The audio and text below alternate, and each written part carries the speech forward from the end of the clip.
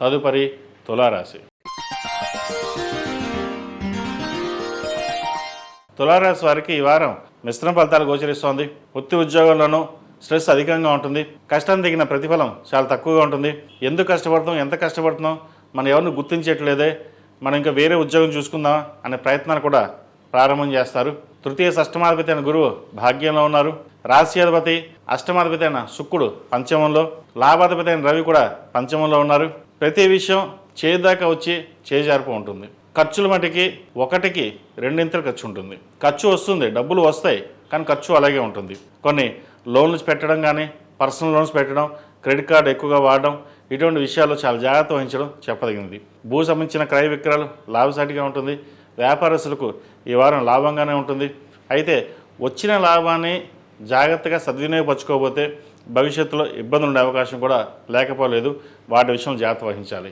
అదేవిధంగా సినీ కళా రంగంలో ఉన్నవారికి, బ్యూటిషియన్స్, టెక్నికల్ రంగంలో ఉన్నవారికి, ఆర్టిఫిషియల్ ఇంటెలిజెన్స్ ఉన్నవారికి, సాఫ్ట్వేర్ రంగంలో ఉన్నవారికి, రియల్ ఎస్టేట్ రంగంలో ఉన్నవారికి చాలా అనుకూలంగా ఉంటుంది.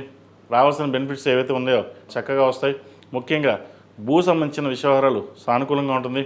భూమి అమ్మాలన్నా కొనాలన్నా చేసే ప్రయత్నాలు ఏవైతే ఉన్నాయో అవి ఫలిస్తాయి. జీవిత భాగస్వామితోటి సఖ్యతగా ఉండడం చెప్పదగినది.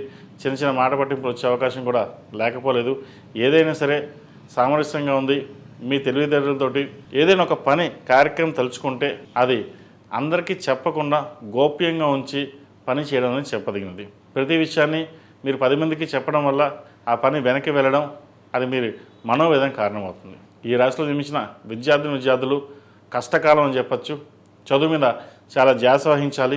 దుర్వ్యసనాలకు దూరంగా ఉండడం, అతిగా స్నేహితులు నమ్మడం వల్ల మోసపోయే అవకాశం గోచరిస్తోంది. మీ చదువు ఏదో మీరు చదువుకోవడం చెప్పదగినది. 10 మందికి మనం ఉద్ధరిద్దాం లేదా 10 మందికి మనం చెప్దాం అనకంటే మన చదువు ముందు మనం చదువుకుని అప్పుడు పక్క వాళ్ళకి చెప్దామనే భావనతో ఉన్నారు. కానీ మెప్పు కోసమో గొప్ప కోసమో 10 మందికి మనం ఏదైనా ఇన్ఫర్మేషన్స్ ఇవ్వడం, తర్వాత మీరు ఇబ్బంది పడడం అనేది జరుగుతుంటాయి. మన సహాయం చేసినా కూడా అది మనకి వెనక్కి వచ్చే అవకాశం గోచరిస్తోంది. ముఖ్యంగా విద్యార్థులు చదువు మీద ఎంత శ్రద్ధ పెట్టినట్లయితే అంత భవిష్యత్తు బాగుంటుంది.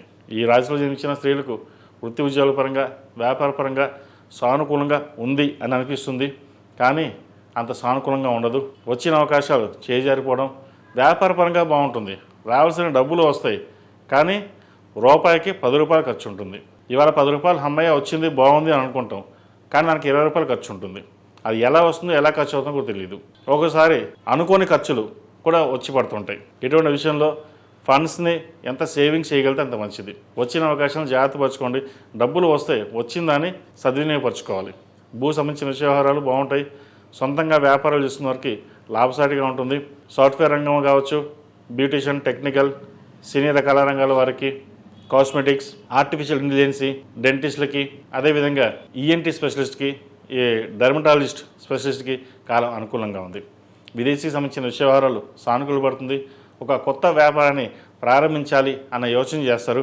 డాక్యుమెంట్స్ పరంగా అన్ని పరంగా చూసుకున్న తర్వాతే అవసరమైతేనే ముందుకు వెళ్ళండి, లేదంటే కొంతకాలం వేచి ఉండడం చెప్పదగిన సూచన. ఈ రాశివారు ప్రతిరోజు ప్రతినిత్యం 6 కుంకుమతోటి అమ్మవారిని పూజించడం, కనకదార స్తోత్రం కానీ, ఖడ్గమాల స్తోత్రం కానీ పఠించడం చెప్పదగిన సూచన. ఈ రాశిలో జన్మించిన వారికి కలిసి వచ్చే సంఖ్య 7, కలిసి వచ్చే రంగు మెరూన్. ఏదైనా పని మీద బయటికి వెళ్ళినప్పుడు మంగళవారం కానీ గురువారం అడిగిన వెళ్ళండి, మంచి ఫలితాలు సంప్రాప్తిస్తాయి.